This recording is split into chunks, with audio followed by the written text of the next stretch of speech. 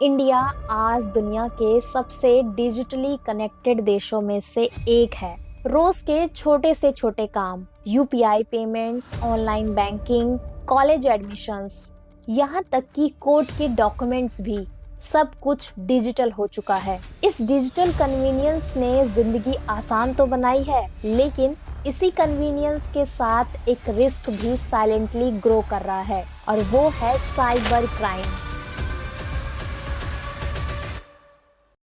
National crime records bureau (NCRB), जो India का official crime data publish करता है, उसके मुताबिक साइबर क्राइम केसेस पिछले कुछ सालों में एक्सप्लोसिव ग्रोथ दिखाते हैं।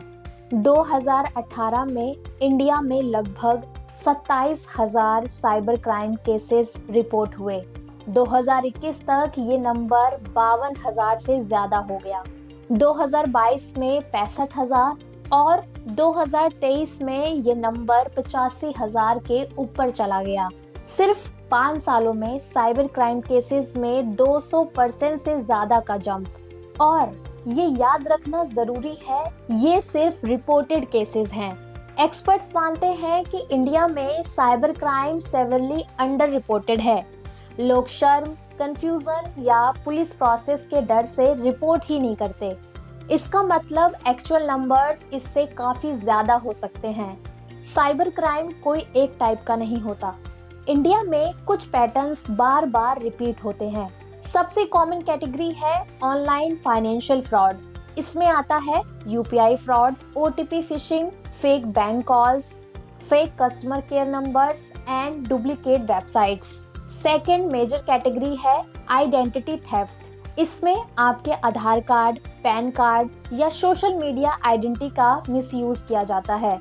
एनसीआरबी डेटा के मुताबिक 60% से ज्यादा साइबर क्राइम केसेस सिर्फ ऑनलाइन फ्रॉड से रिलेटेड होते हैं, यानी मैक्सिमम विक्टिम्स को डायरेक्ट लॉस पैसे का होता है। और आपको बता दूं, पिछले कुछ सालों में एक नया टर्म पॉपुलर हुआ है, डिजिटल अरेस्ट स्कैम। इस स्कैम में फ्रॉड करने वाला आदमी पुलिस, सीबीआई या ईडी ऑफिसर बनकर कॉल करता है। विक्टिम को बताता है कि उसके नाम पर मनी लॉन्ड्रिंग या इलीगल एक्टिविटी हुई है। वीडियो कॉल पर फेक पुलिस बैकग्राउंड दिखाया जाता है और डर क्रिएट करके पैसा ट्रांसफर करवाया जाता है। ऐसा ही एक रिसेंट केस हुआ है गाजियाबाद में। एक एल्डरली कपल से 2.86 करोड़ का फ्रॉड किया गया। इस स्कैम का सक्सेस 3 चीजों पर बेस्ड होता है: अथॉरिटी का डर, लीगल अवेयरनेस की कमी, पैनिक में डिसीजन लेना। लेकिन सच ये है, इंडिया में कोई भी एजेंसी वीडियो कॉल पर अरेस्ट नहीं करती, लेकिन लोग डर की वजह से ये भूल जाते हैं। ये सोचना गलत होगा कि सिर्फ इंडिविजुअल्स ही टारगेट हो रहे हैं। बैंकिंग इकोसिस्टम भी प्रेशर में है। आरटीआई डेटा के मुताबिक सिर्फ स्टेट बैंक ऑफ इंडिया के अंदर 22 महीनों में 15,000 से ज्यादा साइबर फ्रॉड केसेस रिपोर्ट हुए। इसमें ATM fraud, internet banking fraud और कुछ केसेस में इंटरनल एक्सेस मिसयूज भी शामिल था। टोटल लॉस 100 करोड़ से ज्यादा। ये बताता है कि साइबर क्राइम सिर्फ यूजर्स की गलती नहीं होता, सिस्टम की कमजोरी भी एग्जिस्ट करती है। एक और कंसर्निंग एरिया है स्टूडेंट्स और एजुकेशनल डेटा। रिसेंट ईयर्स में fake university websites, clone admission portals, scholarship scams जैसे केसेस सामने आए। रोहिलखंड यूनिवर्सिटी का क्लोन वेबसाइट केस सिर्फ एक एग्जाम्पल है, जहां लाखों स्टूडेंट्स के पर्सनल डेटा के कॉम्प्रोमाइज होने का रिस्क था। स्टूडेंट्स यूजली अनअवेयर होते हैं, जल्दी ट्रस्ट कर लेते हैं और लीगल रेमेडी के बारे में कम जानते हैं, इसलिए यूथ एक सॉफ्ट टारगेट बन जाता है। अब जान लेते हैं साइबर क्राइम इतना फास्ट क्यों बढ़ रहा है। इसके बढ़ने के 5 मेजर रीजंस हैं।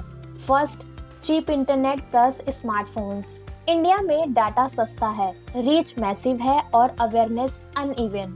Second, low digital literacy. Technology use करनी आती है लेकिन रिस्क समझना नहीं आता। Third, shame and silence. लोग बोलने से डरते हैं, specially women. Fourth, jurisdiction issues. Cyber criminals अक्सर दूसरे स्टेट्स या कंट्रीज में होते हैं। और फिफ्थ है slow justice process. Conviction rate cyber crime में अभी भी काफी स्लो है। गवर्नमेंट ने कुछ मेजर स्टेप्स लिए हैं, जैसे national cyber crime reporting portal, 9030 helping number and Indian cyber crime coordination centre. आज एक कंप्लेंट ऑनलाइन फाइल की जा सकती है, लेकिन ग्राउंड लेवल पर इस डिजिटल दुनिया में साइबर क्राइम से पूरी तरह बचना तो मुश्किल है, लेकिन हम रिस्क को जरूर कम कर सकते हैं। जैसे ओटीपी कभी शेयर ना करें, अननोन लिंक्स पर क्लिक ना करें, पैनिक में कोई भी फाइनेंशियल डिसीजंस ना लें, फ्रॉड होने पर इमीडिएटली पुलिस को रिपोर्ट करें एंड एविडेंस डिलीट ना करें। आपको अपने अवेयरनेस को बढ़ाना होगा, क्योंकि अवेयरनेस ही सबसे स्ट्रॉन्ग डिफेंस है। ये किसी एक क्लास, एज या प्रोफेशन को टारगेट नहीं करता। इसलिए सवाल ये नहीं है कि साइबर क्राइम होगा या नहीं, सवाल ये है जब होगा तब आप प्रिपेयर्ड हो या नहीं। इसलिए सेफ रहें, अवेयर रहें।